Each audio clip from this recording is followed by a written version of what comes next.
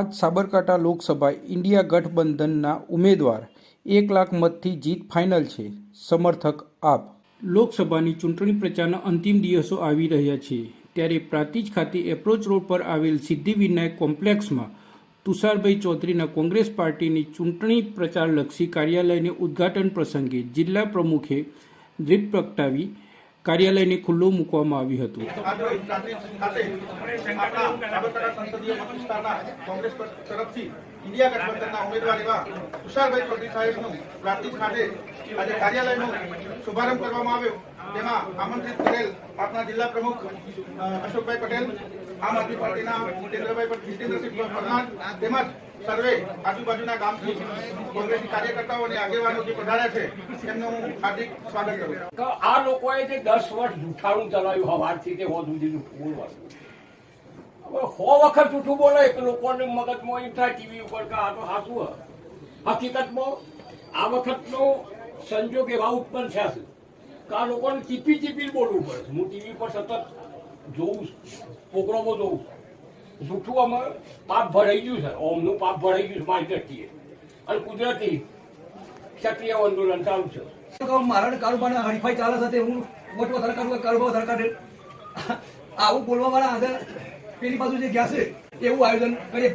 જિલ્લા પ્રમુખે જણાવ્યું કે હિંમતનગરમાં ગઈકાલે કોંગ્રેસ પાર્ટીનું ગેરંટી કાર્ડ ભરાવ્યું. તેમાં 20,000 ઉપરના ગેરંટી કાર્ડ ભરાવ્યા ત્યારે સૌથી વધુ બહેનોએ વધુ સહકાર આપ્યો હતો અને જણાવ્યું હતું કે કોંગ્રેસ પાર્ટી પર તો સૌને વિશ્વાસ છે, છતાં પણ ગેરંટી કાર્ડ પહોંચાડવાનું કાર્ય પૂર્ણ કરવાનું છે, જેમાં 7 તારીખે થનાર મતદાનમાં 80થી 85% કોંગ્રેસ પાર્ટી તરફ મતદાન થશે તેમ જણાવ્યું. જ્યારે બીજી તરફ આમ આદમી પાર્ટીએ કોંગ્રેસ પાર્ટીને ટેકો જાહેર કરનાર આમ આદમી પાર્ટીના જિલ્લા પ્રમુખ હિતેન્દ્રસિંહ પરમારે જણાવ્યું હતું કે કોંગ્રેસ પાર્ટીના ઉમેદવારની જીત ફાઇનલ છે. આઈબીના રિપોર્ટ મળતા રહે છે કે 1 લાખ મતથી જીત ફાઇનલ છે, પણ લીડમાં વધારો કરવાનો છે, માટે આપણે બધાએ પક્ષ માટે વધુ મહેનત કરવાની છે. આપણા ઉમેદવાર દિલ્હીમાં પણ આપણી રજૂઆત કરી શકે એટલા સક્ષમ છે.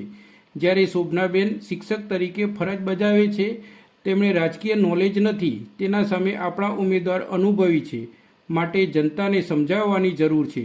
આવનાર 5 વર્ષ બગાડવા ન હોય તો અનુભવી ઉમેદવારને મત અપાવી વધુમાં વધુ લીડથી વિજયી બનાવવાના પ્રયત્ન કરવાના છે. સાથે જણાવ્યું કે ગત વિધાનસભામાં અમારી આમ આદમી પાર્ટીએ 1,94,000 મત મેળવ્યા હતા.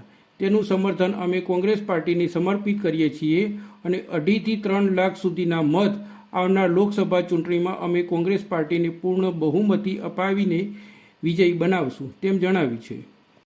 કાર્યાલયના ઉદ્ઘાટન પ્રસંગે જિલ્લા પ્રમુખ અશોકભાઈ પટેલ, પૂર્વ ઉમેદવાર બેચરસિંહ રાઠોડ, વિરોધ પક્ષના નેતા પ્રભાતસિંહ સોલંકી, જિલ્લા આમ આદમી પાર્ટી પ્રમુખ હિતેન્દ્રસિંહ પરમાર, તાલુકા પ્રમુખ પ્રાંતિજ કૌશિકભાઈ પટેલ, તાલુકા સદસ્ય રાજ પટેલ, SK ઝાલા, કાળુસિંહ, સુરજસિંહ, સોહનસિંહ, રામસિંહ, હાર્દિક, નૂતનભાઈ, ભક્તિભાઈ તેમજ આગેવાનો અને કાર્યકર્તાઓ ઉપસ્થિત રહ્યા હતા.